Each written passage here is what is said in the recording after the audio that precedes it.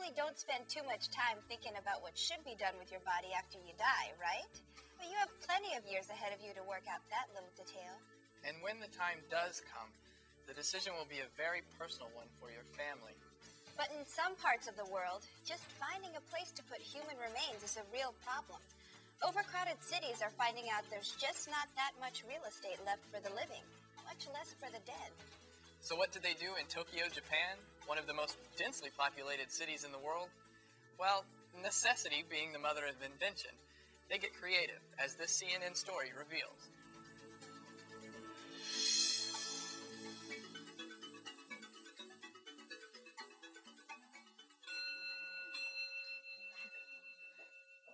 It sounds and smells like old Japan,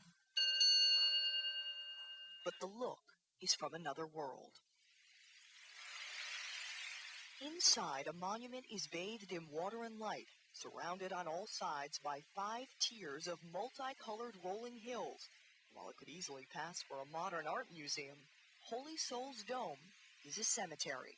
If we want a cemetery near Tokyo, it's really expensive or it's really small. But thanks to the ingenuity of the local Tokyo government, this non-denominational public cemetery is neither small nor expensive. For about $2,200, or roughly 1/10 the cost of a traditional burial plot, the remains of the deceased, like Sachiko Yamada's father, are placed behind these tiled hills into lockers capable of accommodating the ashes of an entire family. The dome has room for more than 5,000 dead. I think a bright building means everyone can visit and feel at ease. But in building the Holy Souls Dome, the Tokyo metropolitan government was doing more than just looking out for the psychological well-being of its citizens. For the living, Tokyo is already one of the world's most crowded cities. It's even worse when you're dead. The sight of a tunnel dug beneath a cemetery is unusual here in Tokyo. The sight of a packed cemetery is not.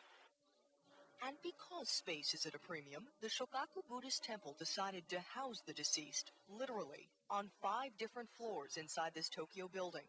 That's inspired its chief priest to proudly refer to it as Tokyo's first grave condominiums. The best feature of indoor graves, says Koyu Suzuki, is that people don't have to worry about getting wet if it rains. Tokyo doesn't have any more spaces, and this place is close to our home. For Japanese like the Shiratori family, the most popular way to remember the dead is to visit the cemetery at least twice a year so the family can clean the tombstone and make offerings.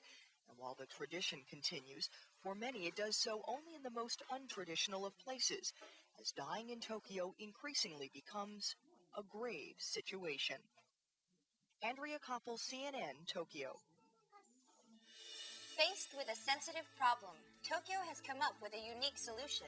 But even areas less crowded than Japan must sometimes find creative ways of burying their dead. That's right, even in the United States with all of its land. For example, because of its low elevation, New Orleans has long buried people in vaults above ground.